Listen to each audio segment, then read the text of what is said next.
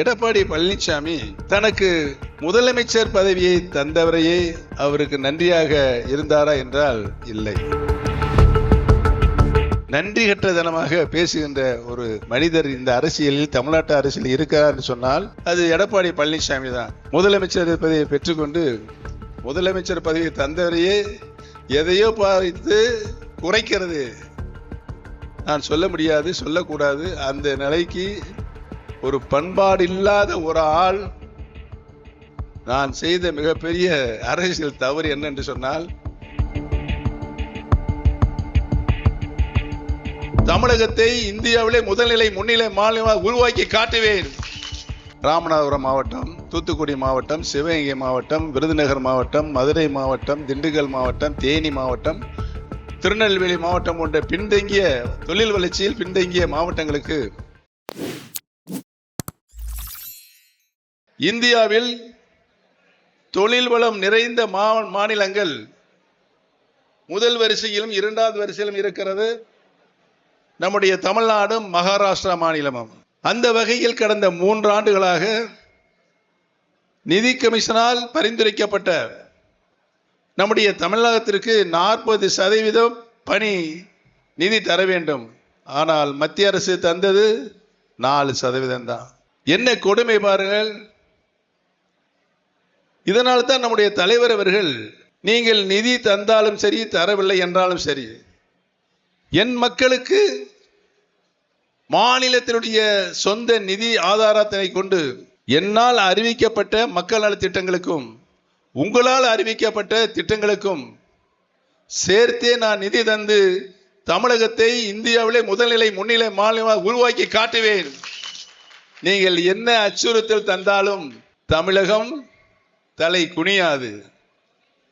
நீங்கள் எவ்வளவு மிரட்டினாலும் உருட்டினாலும் எம் மக்களுக்கு நான் ஆற்ற வேண்டிய கடமைகளை மாநில சுயாட்சியினுடைய அடிப்படையில் தந்து இந்தியாவிலே தமிழகத்தை முதல்நிலை மாநிலமாக உருவாக்கி காட்டுவேன் என்று சூளுரைத்துதான் நம்ம தமிழகத்தினுடைய பொருளாதார நிலையை 11.08 கடந்த 12 ஆண்டுகளில் இந்த அளவுக்கு பொருளாதார நிலை உயர்ந்த மாநிலம் எந்த மாநிலத்திலும் இல்லை என்ற நிலையை தமிழகம்தான் அடைந்திருக்கிறது என்பதை நான் இங்கு பணிவோடு தெரிவித்துக் கொள்ள கடமைப்பட்டிருக்கிறேன். ஒரு மனிதனுக்கு உண்ண உணவு, உடுக்க உடை, இருக்க இருப்பிடம், இதை நிறைவாக வாழுகின்ற மக்களுக்கு சம நீதியோடு வாழ்க்கையின் அடித்தளத்தில் இருக்கின்ற மக்கள், மேல்தட்டு மக்களுக்கு இணையாக தங்களுடைய வாழ்க்கை நடைமுறையை கொண்டு போய் நிலைநிறுத்த வேண்டும் என்று நம்முடைய கழக தலைவர் நல்ல பல திட்டங்களை நாட்டு மக்களுக்கு அர்ப்பணித்துக் கொண்டிருக்கிறார்கள். அந்த திட்டம் தொலைநோக்கு பார்வையோடைய கூடிய திட்டங்கள். அந்த திட்டத்தினுடைய பலன் இன்றைக்கு வாழுகின்ற மக்களும் பெற வேண்டும், எதிர்காலத்தில் 50-100 ஆண்டுகளுக்கு பின்னாலும் பெற வேண்டும் என்று ஒவ்வொரு திட்டங்களையும் தொலைநோக்கு பார்வையோடு கூடிய திட்டங்களாக நாட்டு மக்களுக்கு தந்து அதனுடைய பலனை இன்றைக்கு வாழுகின்ற மக்களுடைய திருக்கரங்களில் கிடைக்க செய்கின்ற ஆட்சியை நம்முடைய மாண்புமிகு முதலமைச்சர் அவர்கள் செயல்படுத்திக் கொண்டிருக்கிறார்கள். அதிலும் குறிப்பாக உதாரணத்துக்கு சொல்ல வேண்டும் சொன்னால், மகளிருக்கு உரிமை தொகை எந்த மாநிலத்திலும் இல்லை. மாதம் 1000 ரூபாய், 3 மாதங்களுக்கு 3000 சேர்த்து வர இருக்கின்ற 2 மாதங்களுக்கும் 5000 ரூபாயை தாய்மார்களுக்கு, சகோதரிக்கே தெரியாம இரவோடு இரவாக அவருடைய வங்கி கணக்கில் போய் சேர்ந்து விட்டது. காலையில் வங்கி அதிகாரிகள் அந்த குடும்ப தலைவரிடம் தொலைபேசியில் தொடர்பு கொண்டு, அம்மா தாய்மார்களே, உங்களுடைய வங்கி கணக்கில் 5000 ரூபாய் வந்து சேர்ந்திருக்கிறது, நீங்கள் எப்பொழுது வந்தாலும் அதை பெற்றுக்கொள்ளாமல். ஐயா, அப்படியா? யார் தந்தது 5000 ரூபாயை? மாண்புமிகு நம்முடைய முதலமைச்சர் தான் தந்தார்கள் என்று சொல்லுகின்ற பொழுது தமிழ்நாடே ஒரு இன்ப அதிர்ச்சிகள். என்ன தம்பி, அவர் மட்டும் தட்டுன்னு தட்டிக்கிட்டே இருக்காரு. இது போல எண்ணற்ற திட்டங்களை நாட்டு மக்களுக்கு அர்ப்பணிக்கின்ற முதலமைச்சராக அரசு போக்குவரத்து கழகங்களில் இலவச பயணம். தமிழகத்தில் நாடு சுதந்திரம் அடைந்ததற்கு பின்னாலே மேற்கு மாநிலங்கள், வட மாநிலங்கள் தான் தொழிற்சாலைகள் நிறுவப்படுகின்ற மாவட்டங்களாக இருந்தது. ஆனால் இதை கருத்தில் எடுத்துக்கொண்டு மாண்புமிகு முதலமைச்சர் அவர்கள் தென் மாவட்டங்களாக, தெற்கத்திய மாவட்டங்களாக இருக்கின்ற ராமநாதபுரம் மாவட்டம், தூத்துக்குடி மாவட்டம், சிவகங்கை மாவட்டம், விருதுநகர் மாவட்டம், மதுரை மாவட்டம், திண்டுக்கல் மாவட்டம், தேனி மாவட்டம், திருநெல்வேலி மாவட்டம் போன்ற பின்தங்கிய தொழில் வளர்ச்சியில் பின்தங்கிய மாவட்டங்களுக்கு தொழிற்சாலைகளை அந்த மாவட்டங்களுடைய மக்களுடைய பொருளாதார நிலை உயர்வதற்கும் நாட்டினுடைய பொருளாதார நிலை உயர்வதற்கும் தொழிற்சாலைகளை மிகுதியாக கொண்டு வந்து அம்மாவட்ட மக்களுக்கு அளித்திட வேண்டும் என்ற நல்ல நோக்கத்தோடு இன்றைக்கு உலகத்திலே இருக்கின்ற முதலீட்டாளர்கள், பணத்தை மிகுதியாக வைத்திருக்கின்ற முதலீட்டாளர்களை இங்கு அழைத்து வந்து மாநாடு நடத்தி லட்சக்கணக்கான கோடி ரூபாய்களை தொழிற்சாலை நிறுவதற்கு நல்ல வள நடவடிக்கைகளை நம்முடைய முதலமைச்சர் எடுத்திருக்கிறார்கள் என்பதனை நான் இங்கே பணிவோடு தெரிவித்துக் கொள்ள கடமைப்பட்டிருக்கிறேன். வருகின்ற காலங்களில் நம்முடைய இளைஞர்கள், படித்தவர்கள், உடல் உழைப்பினை கொண்டவர்கள் வெளிநாடுகளுக்கோ இல்லை வெளி மாநிலங்களோ சென்று வேலை வாய்ப்பினை தேடிக்கூடிய நிலை இருக்காது. நம் மாவட்டத்திலேயே, நம் மாநிலத்திலேயே வேலை வாய்ப்பை பெறுகின்ற ஒரு நல்ல ஆரோக்கியமான சூழல் இங்கு உருவாகும் என்பதனையும் நான் இங்கு தெளிவோடு தெரிவித்துக் கொள்ள கடமைப்பட்டிருக்கின்றேன். இங்கே எனக்கு முன்னாலே பேசியவெல்லாம் சொன்னார்கள், எடப்பாடி பழனிசாமியை பற்றி இங்கே சொன்னார்கள். எடப்பாடி பழனிசாமி தனக்கு முதலமைச்சர் பதவியை தந்தவரையே அவருக்கு நன்றியாக இருந்தாரா என்றால் இல்லை.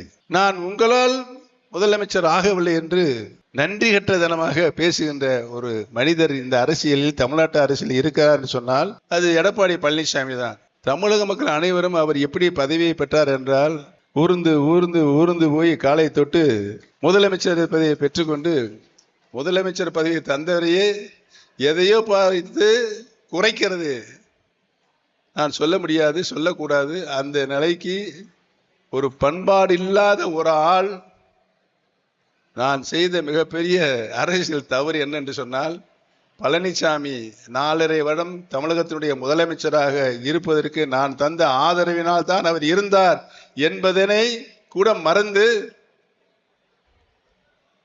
அம்மா அவனை எனக்கு 2 தடவை முதலமைச்சர் பதவி கொடுத்தாங்க, அவங்க முதலமைச்சர் பொறுப்பில் இல்லாத சூழ்நிலை ஏற்பட்ட பொழுது திரும்பவும் அவர்களுக்கு அந்த பொறுப்பிற்கு ஏற்றுக்கொள்வதற்கு தகுதி இருக்கிறது என்று வந்தவுடன் அப்படியே தங்க தாம்பலத்தில் வச்சு அம்மாட்டையும் கொடுத்துட்டு வந்தேன்.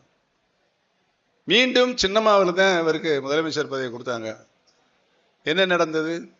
உங்களால் நான் முதலமைச்சர் ஆகவில்லை என்று சொல்லுகின்ற ஒரு நன்றி கெட்ட அரசியல்வாதி யார் என்று சொன்னால் இன்றைக்கு தமிழகத்தில் அவர் மீண்டும் இந்த தேர்தலில் கூட்டணி அமைச்சு, எங்க அவர் ஒரு கூட்டணி அமைச்சிருக்காரு, அந்த கூட்டணி சார்பாக தமிழ்நாடு முழுவதும் வரப்போறாராம்.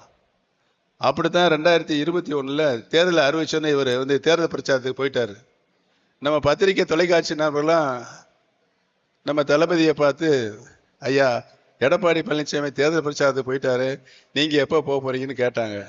எடப்பாடி பழனிசாமி தேர்தல் பிரச்சாரத்துக்கு போயிட்டாரா, உறுதியாக நான் மகத்தான வெற்றி விட்டு முதலமைச்சராக வருவேன் என்று அன்றைக்கே 2007 நம்முடைய தளபதி அவர்கள் சொன்னார்கள்.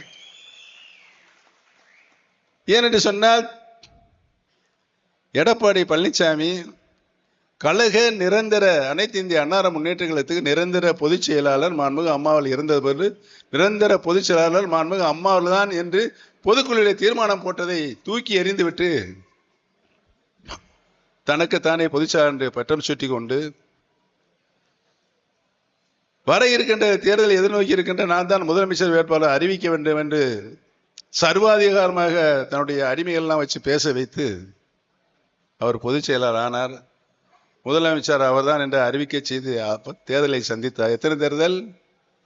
இங்கே பேசியவெல்லாம் சொன்னார்கள், 10 தேர்தல், 10 தேர்தல், நாடாளுமன்ற தேர்தல் 2 தேர்தல், 2 பொது தேர்தல், சட்டமன்ற தேர்தல், ஊரக உள்ளாட்சி தேர்தல், இடைத்தேர்தலில் 10 தேர்தலிலும் மற்ற மக்கள் ஏற்றுக்கொள்ள முடியாத நபர் ஒருவர் தமிழகத்திற்கு இருக்கிறார் என்று சொன்னால் அது எடப்பாடி பழனிசாமி தான். 10 தேர்தலிலும் படுதோல்வி பழனிசாமியாக தான் தோல்வி அடைந்தார். அந்த அளவுக்கு அவர் மீது மக்களுக்கு நம்பிக்கை இல்லாத ஒரு சூழல் ஏற்பட்டது. ஒன்று, தான் நிரந்தரமாக எல்லா பதவிகளிலும் இருக்க வேண்டும் என்ற எண்ணத்தில் தான் அவர் ஒவ்வொரு அரசியல் நடவடிக்கையும் இருக்கதை மக்கள் உன்னிப்பாக கவனித்தது. அவருக்கு படுதோல்வியைத்தான் பரிசாக தந்து கொண்டிருக்கின்றார்கள் மக்கள் என்பதையும், வர இருக்கின்ற சட்டமன்ற தேர்தலில் அனைத்து நிலைகளிலும் இருந்து மக்களின் நலனை பற்றியும் மக்களுடைய நாட்டுடைய வளர்ச்சி பற்றியுமே சிந்தித்து செயல்படுகின்ற முதலமைச்சராக இருக்கிற நம்முடைய தளபதி அவர்கள்தான் மீண்டும் தமிழகத்தினுடைய முதலமைச்சராக வர வேண்டும் என்று மக்கள், தமிழ்நாடு முழுவதும் இருக்கின்ற மக்கள் முடிவெடுத்து விட்டார்கள். ஒன்றை மட்டும் சொல்லிக் கொள்கிறேன். பேரறிஞர் அண்ணா அவர்கள்